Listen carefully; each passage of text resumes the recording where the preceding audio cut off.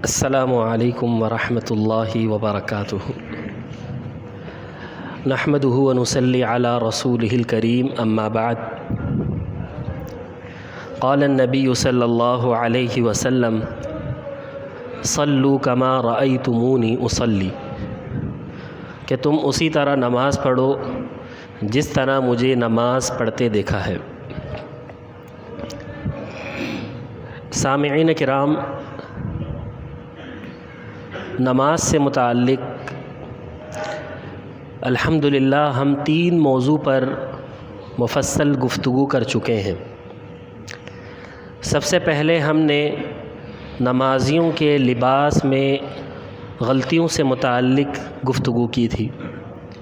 اس کے بعد نمازیوں کی جائے نماز میں جو غلطیاں واقع ہوتی ہیں اس سے متعلق بات کی تھی۔ پھر نمازیوں کی نماز میں جو غلطیاں ہوتی ہیں اس سے متعلق بات کی تھی۔ اب انشاءاللہ آخری عنوان نماز سے متعلق ہم شروع کر رہے ہیں، اور وہ ہے نمازیوں کی با جماعت نماز میں غلطیاں، کہ با جماعت نماز پڑھتے ہوئے نمازیوں سے جو غلطیاں ہوتی ہیں ان کی طرف نشاندہی، اور اللہ کے رسول صلی اللہ علیہ وسلم کا ان باتوں سے متعلق کیا فرامین ہے۔ اللہ کے رسول صلی اللہ علیہ وسلم نے ہمیں ان کاموں سے متعلق کیا حکم دیا ہے۔ تو سب سے پہلے جو چیز دیکھی جا رہی ہے اور دیکھی جاتی ہے وہ ہے صفوں کی درستگی نہ ہونا، یعنی صفوں کا سیدھا نہ کرنا، مل کر کھڑا نہ ہونا۔ جبکہ اللہ کے رسول صلی اللہ علیہ وسلم کی کئی احادیث میں یہ بات مروی ہے کہ صفوں کا خیال رکھا جائے، صفوں کو درست رکھا جائے۔ انشاءاللہ اسی سے متعلق آج آپ کے سامنے چند احادیث پیش کی جائیں گی کہ جن سے ہمیں صف بندی کی اہمیت، صف کو سیدھا رکھنا، مل کر کھڑا ہونے کی اہمیت معلوم ہوگی۔ اللہ کے رسول صلی اللہ علیہ وسلم کا فرمان ہے: صووا صفوفکم فإن تسویۃ الصفوف من تمام الصلاۃ، کہ تم صفیں برابر کرو کیونکہ صفیں برابر کرنا نماز کو قائم کرنا ہے۔ الفاظ پر توجہ کیجیے گا، کیونکہ صفیں برابر کرنا نماز کو قائم کرنا ہے۔ ایک روایت میں یہ الفاظ مروی ہیں کہ سووا صفوفکم فإن تسویۃ الصف من تمام الصلاۃ، کہ تم صفیں برابر کرو کیونکہ صفوں کو برابر کرنا نماز کو مکمل کرنا ہے۔ ان دونوں احادیث سے کیا معلوم ہوا؟ ان دونوں حدیثوں سے یہ بات معلوم ہوئی کہ نماز اس وقت تک قائم نہیں ہوتی، نماز اس وقت تک مکمل نہیں ہوتی جب تک کہ صفیں سیدھی نہ کی جائے۔ جب تک کہ صفیں سیدھی نہیں ہو جاتی، لوگ پاؤں سے پاؤں نہیں ملا لیں، اس وقت تک وہ نماز قائم نہیں ہوتی، وہ نماز مکمل نہیں ہوتی۔ اسی طرح صفیں سیدھی کرنے کا اللہ کے رسول صلی اللہ علیہ وسلم اس قدر اہتمام کرتے تھے کہ اس سلسلے میں نعمان بن بشیر رضی اللہ تعالی عنہ روایت کرتے ہوئے کہتے ہیں کہ کان رسول اللہ صلی اللہ علیہ وسلم یسوی صفوفنا، کہ اللہ کے رسول صلی اللہ علیہ وسلم ہماری صفوں کو درست کرتے تھے، حتیٰ کأنما یسوی بها القداح، حتیٰ کہ ایسے لگتا تھا جیسا کہ آپ ان کے ساتھ تیر کی لکڑی کو سیدھا کر رہے ہوں۔ جس طرح تیر کی لکڑی کو سیدھا کرنے کی کوشش کی جاتی ہے، اس طرح صفوں کو سیدھا کرنے کی کوشش کرتے تھے کہ صفیں بالکل سیدھی ہو جائیں۔ اسی طرح ابو مسعود رضی اللہ تعالی عنہ کہتے ہیں کہ کان رسول اللہ صلی اللہ علیہ وسلم یمسح مناکبنا فی الصلاۃ، کہ رسول صلی اللہ علیہ وسلم ہمارے کندھوں پر ہاتھ پھیرتے تھے، اور ویقول، اور فرماتے تھے استووا، تم لوگ برابر ہو جاؤ، کیا ہو جاؤ؟ برابر ہو جاؤ، ولا تختلفوا، اور آگے پیچھے نہ ہٹو۔ کیوں؟ اگر تم نے ایسا کیا فتختلف قلوبکم، تو تمہارے دلوں میں پھوٹ پڑ جائے گی، تمہارے دلوں میں کیا پڑ جائے گی؟ پھوٹ پڑ جائے گی۔ اسی طرح اللہ کے رسول صلی اللہ علیہ وسلم کا یہ فرمان ہے کہ جہاں تک ہو سکے انسان کو مل کر کھڑا ہونا چاہیے، جہاں تک ہو سکے۔ جیسا کہ رسول صلی اللہ علیہ وسلم کا فرمان ہے کہ اقیموا الصفوف، کہ اب تم اپنی صفیں سیدھی کرو، وحاذوا بین المناکب، اور کندھوں کو برابر کرو، وسد الخلل، اور خالی جگہ کو پر کرو، وَلْيَنُوا بِأَيْدِي أَخْوَانَكُمْ، اور اپنے بھائیوں کو صف میں ملنے کا موقع فراہم کرو۔ پھر فرمایا وَلَا تَذَرُوا فُرُجَاتٍ لِلشَّيْطَانِ، اور شیطان کے لیے خالی جگہیں نہ چھوڑو۔ پھر فرمایا وَمَنْ وَصَلَ صَفًّا وَصَلَهُ اللَّهُ، کہ جو صف کو ملائے گا اللہ تعالیٰ انہیں ملا دے گا، ان کے دلوں کو ملا دے گا، ان کے لیے رحم پیدا کر دے گا، وہ ایک دوسرے کے لیے نرم دل ہو جائیں گے۔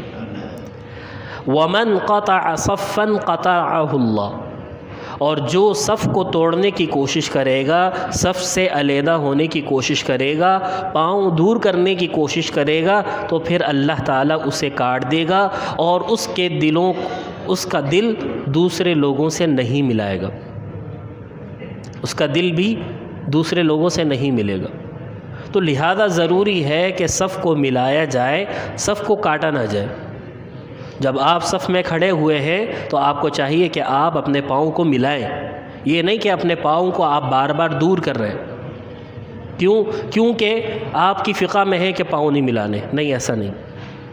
اللہ کے رسول صلی اللہ علیہ وسلم کی حدیث کو ترجیح دیجیے، اللہ کے رسول صلی اللہ علیہ وسلم کے فرمان کو ترجیح دیجیے۔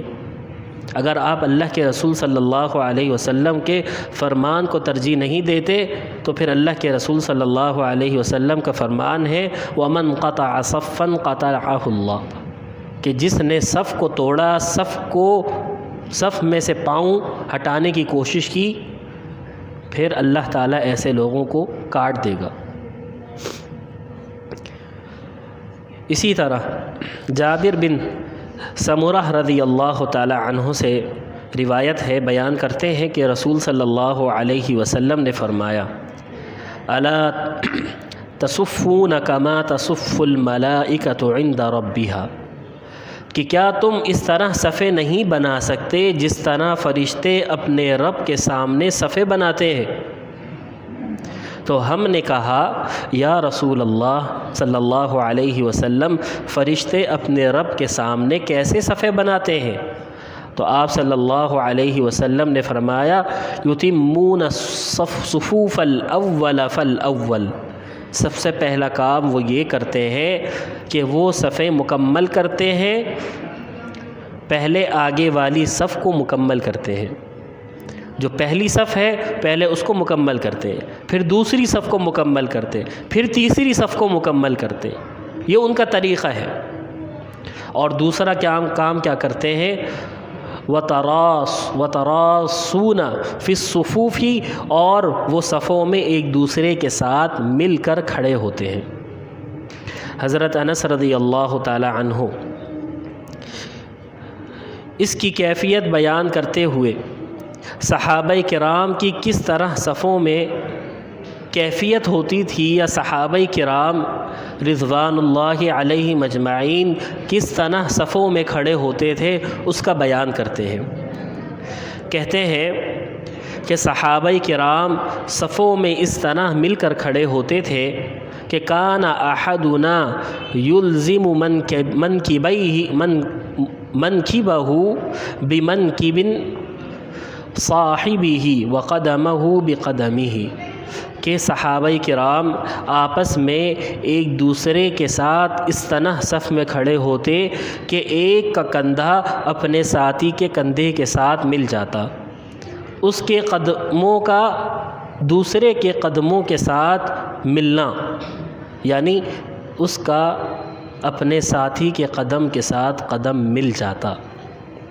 اسی طرح نعمان بن بشیر رضی اللہ تعالی عنہ فرماتے ہیں فرأیت الرجل، کہ میں نے دیکھا ایک آدمی کو یلزق منکبہ بمنکب صاحبہ، کہ اپنا کندھا اپنے ساتھی کے کندھے سے ملاتا تھا، ورکبتہ برکبت صاحبہ، اور اپنا گھٹنا اس کے گھٹنے سے ملاتا تھا، وکعبہ بکعبہ، اور اپنا ٹخنا اس کے ٹخنے سے ملاتا تھا۔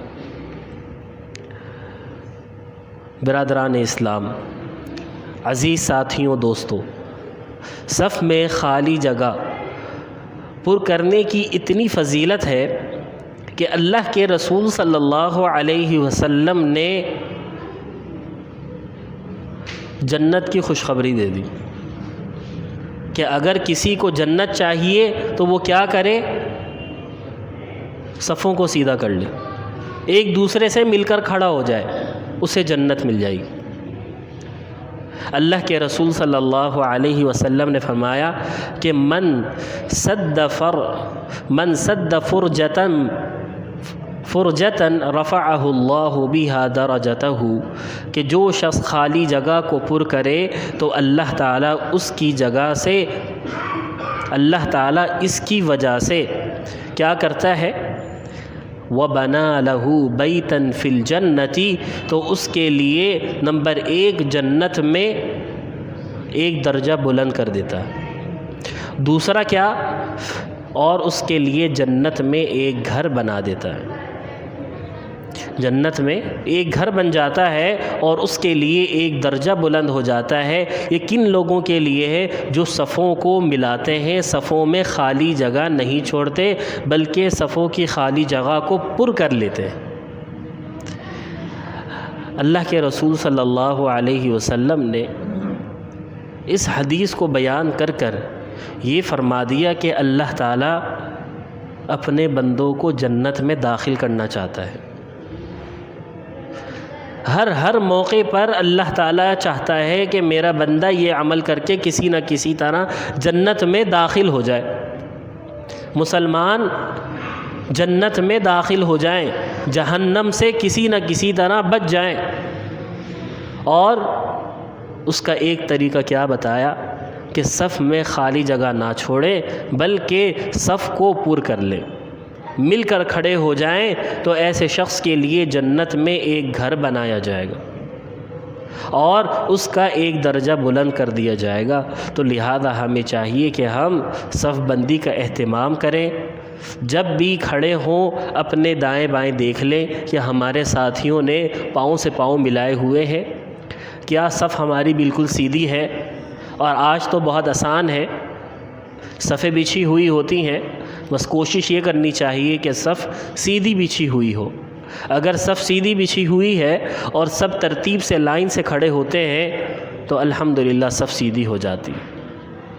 تو لہذا ہمیں اس چیز کی طرف توجہ کرنی چاہیے کہ اگر ہماری صف سیدھی نہیں، پاؤں سے پاؤں نہیں ملے ہوئے، تو ہماری نہ نماز قائم ہو رہی ہے اور نہ ہی ہماری نماز مکمل ہے۔ تو لہذا نماز قائم کرنے کے لیے اور اپنی نماز کو مکمل کرنے کے لیے ہمیں چاہیے کہ ہم صف بندی کو لازم اختیار کر لیں اور صف بندی کیا کریں، اور آپس میں دیکھا کریں، آگے پیچھے دیکھا کریں کہ ہمارے ساتھی نے پاؤں سے پاؤں ملائے ہوئے ہیں یا نہیں۔ اس میں بھی اجر و ثواب ہے کہ آپ اپنے ساتھی کے لیے یہ کوشش کر رہے ہیں کہ اللہ تعالیٰ اسے بھی کیا جنت میں ایک گھر دے دے، اللہ تعالیٰ بھی اس کا ایک درجہ بلند کر دے۔ تو لہذا ہمیں کوشش کرنی چاہیے اور اس چیز کی طرف توجہ کرنی چاہیے۔ اللہ تعالیٰ سے دعا ہے کہ اللہ تعالیٰ ہمیں عمل کی توفیق عطا فرمائے۔ وآخر دعوانا ان الحمد للہ رب العالمین۔